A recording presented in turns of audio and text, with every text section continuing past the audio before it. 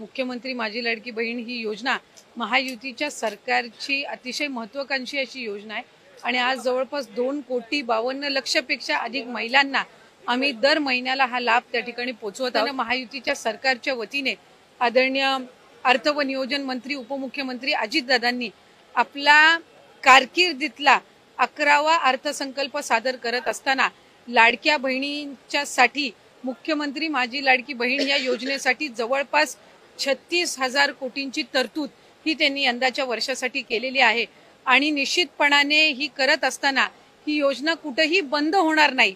जो प्रचार विरोधकांकडून करण्यात आलेला होता की डिसेंबर महिन्यानंतर या योजनेचा लाभ मिळणार नाही, या उलट जानेवारी असेल त्याचबरोबर फेब्रुवारी आणि मार्च महिन्याचा एकत्रित असा लाभ याचं वितरण सुद्धा आम्ही 2 दिवसापूर्वीच सुरू केलेलं आहे आणि लाडक्या बहिणींच्या खात्यामध्ये फेब्रुवारी महिन्याचे 1500 हे त्या ठिकाणी 2 दिवसातच पोहोचलेले आहेत आणि मार्च महिन्याचे 1500 सुद्धा ते पोहोचवण्याचं काम सुद्धा प्रगतीपथावर आहे।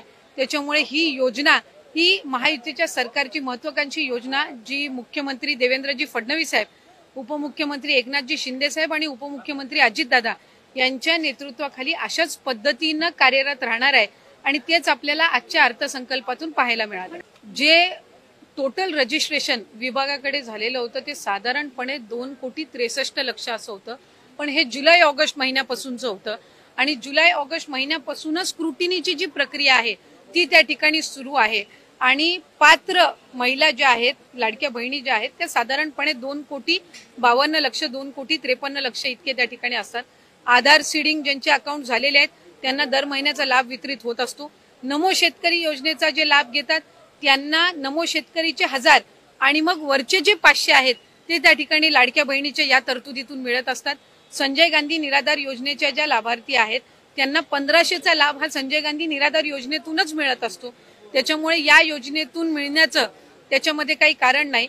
या व्यतिरिक्त 4 चाकी वाहनं असणारी असतील किंवा जिल्हा स्तरावरून ज्या तक्रारी आम्हाला प्राप्त होतात त्या पद्धतीनं ती योग्य ती कारवाई आहे ही केली जात असते आणि परत ज्यांनी आम्हाला या योजनेचा लाभ नको आहे किंवा आम्ही या योजनेच्या लाभासाठी आता पात्र नाही आहोत असे जे अर्ज आहेत हे काही हजारांच्या संख्येमध्ये आहेत।